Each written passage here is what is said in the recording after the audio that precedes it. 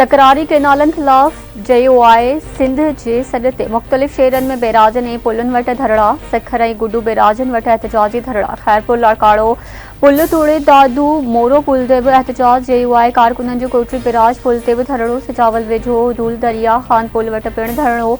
धरड़नि में JOI अॻवाड़नि समेत वॾे अंग में कारकुन शरीक। राशिद महमूद सूमरो जो चवणु आहे त सिंध जे पाणी ते कब्ज़ो कंहिं बि सूरत में क़बूल नाहे। वफ़ाक़ सिंध दुश्मन रिथाउ बिना देर ख़त्म करे।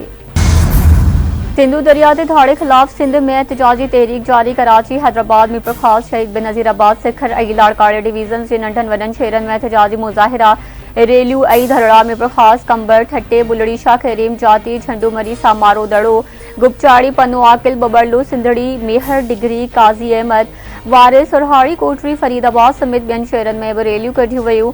अॻवाड़नि जो चवणु आहे त सिंधु दरिया मां नवां कैनाल कढण सां लाड़पट्टी, सिजावल, बदिन, ठटे ज़िलनि खे समुंड गिड़काए वेंदो ऐं सॼी सिंध सुकी वेंदी। सिंधु दरिया सिंधियुनि जो जियापो आहे। सिंध जो बचो पंहिंजे दरिया खे बचाइण लाइ मज़ामत कंदो। चोलिस्तान ऐं ॿिया कैनाल क़बूल आहिनि। सिंध खे बंजर बणजण न ॾिनो वेंदो। कैनालनि जे मामले ते कंहिं जमायत खे सियासत न करणु घुरिजे। अहिड़नि मामलनि लाइ गॾियल मुफ़ादनि वारी काउंसिल जो फोरम मौजूदु आहे। कंहिं जो पाणी चोरी न थी रहियो आहे। पंजाब जो पंहिंजे हिसे जो पाणी आहे। पंजाब जी सीनियर वज़ीर मरियम औरंगज़ेब जी लाहौर में प्रेस कॉन्फ्रेंस। मरियम औरंगज़ेब जे बयान ते सिंध हुकूमत जी तर्जुमान सुमिता अफ़ज़ाल सैयद जो रद्द अमल। संदसि चवणु आहे त गॾियल मुफ़ादनि वारी काउंसिल जो इजलास वफ़ाक़ी हुकूमत पाण न घुराए रही आहे। सिंध जो वॾो वज़ीर केतिरा ई भेरा मुतालबो करे चुको आहे त CCI जो इजलास घुरायो वञे। अटकुल 1 साल थी वियो आहे। CCI जो इजलास न घुरायो वियो। आइन मुताबिक़ हर 3 महीननि में CCI जो इजलास घुराइणु ज़रूरी आहे। वफ़ाक़ ऐं सूबनि विच में तकरारनि जे हल जो बहितरीन फोरम CCI आहे। इजलास न घुराए सूबनि खे उन्हनि जी आइनी हक़ खां महरूम न रखियो वञे। पंजाब हुकूमत कैनालनि जे मामले ते बिना जवाज़ विच में पई आहे। वज़ीरनि जे अहिड़नि बयाननि सां सिंध ऐं बलोचिस्तान में विछा वधंदा।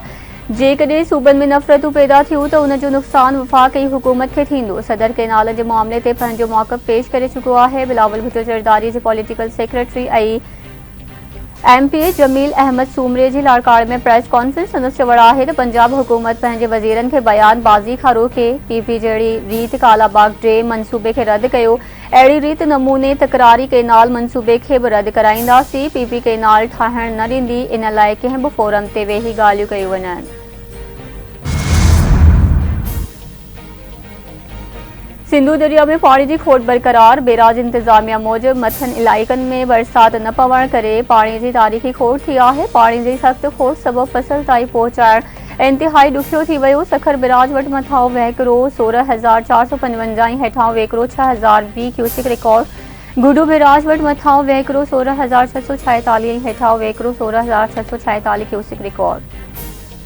कोटरी बैराज वटि मथां वहिकिरो 4,680 ऐं डाउन स्ट्रीम में रुगो 195 क्यूसिक पाणी छॾियो वियो।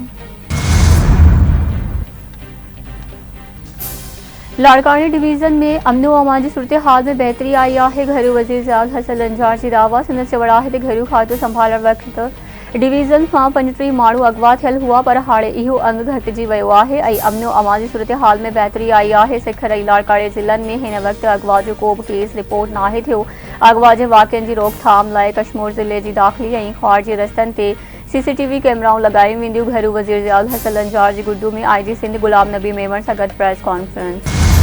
हज उड़ामूं 28 मई खां शुरू थींदियूं। सरकारी हज स्कीम तहत हिन साल 90,000 पांधीअड़ा हज ते वेंदा। हज बाबति इंतज़ाम हतमी मरहले में आहिनि। मज़हबी मामलनि वारे वफ़ाक़ी वज़ीर सरदार मोहम्मद यूसुफ जी हज तयारियुनि बाबति प्रेस कॉन्फ्रेंस।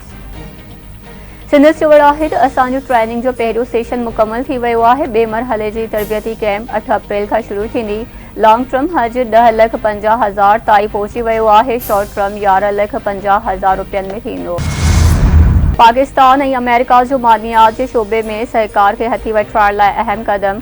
अमेरिका जे सीनियर उहिदेदार जी क़यादत में ट्रंप इंतज़ामिया जो वफ़द ईंदड़ हफ़्ते पाकिस्तान ईंदो। अमेरिकी परॾेही तर्जुमान मूजिबि एरिक मायर 8 ऐं 10 अप्रैल ताईं इस्लामाबाद जो दौरो कंदो। वफ़द पाकिस्तानी इख्तियारनि सां अहम मुलाक़ातूं कंदो। दौरे जो मक़सदु क़ीमती मादनियात जे शोबे में अमेरिकी मुफ़ादनि खे हथी वठणु आहे।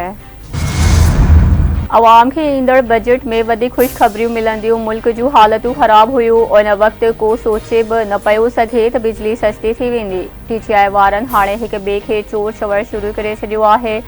उन्हनि जो लीडर बि सर्टिफाइड चोर आहे। परडे॒ह में पीटीआई जा कुझ माण्हू मुल्क दुश्मनी करे रहिया आहिनि। बचाव वारो वज़ीर ख़्वाजा आसिफ जो सियालकोट में कारकुननि खे ख़िताब। रांदियूं आलमी सतह ते पाकिस्तान जी सुञाणप उजागर करण जो मज़बूत ज़रियो आहिनि। हुकूमत रांदियुनि खे पंहिंजे तरक़ियाती एजेंडा जो मरकज़ी बुनियाद करार ॾिनो आहे। असांखे गॾिजी रांदियुनि जे निज़ाम खे मज़बूत बणाइणो पवंदो। असांखे ईंदड़ नस्लुनि लाइ वधीक जामा बाइख्तियार ऐं पाइदार मुआशिरो जोड़णो पवंदो। वज़ीर आज़म शहबाज शरीफ़ जो तरीक़े अमुन लाइ रांदियुनि जे आलमी ॾींहं जे मौक़े ते पैगाम। वज़ीर आज़म शहबाज शरीफ़ ऐं मियां नवाज़ शरीफ़ जो लंडन जे दौरे जो इम्कान। ज़रियनि मूजिब लीगी क़यादत 11 अप्रैल ते लंडन पहुचंदी। वज़ीर आज़म बेलारूस जे दौरे बाद लंडन वेंदो। शहबाज शरीफ़ टे ॾींहं जॾहिं त नवाज़ शरीफ़ 2 हफ़्तनि ताईं लंडन में क़याम कंदो। सुल्तानपुर भरसा ॻोठ खेरो इंधड़ में बिजली जो करंट लॻण सबबि नींगर हयाती विञाए वेठो। पोती नींगर ज़ुल्फ़कार इंधड़ जे घर में कोहराम मची वियो। बांधी में बिजली जो करंट लॻण सबबि ज़ख़्मी थियल नींगर मुनवर अली जमाली कराची जी इस्पताल में दम ॾेई छॾियो।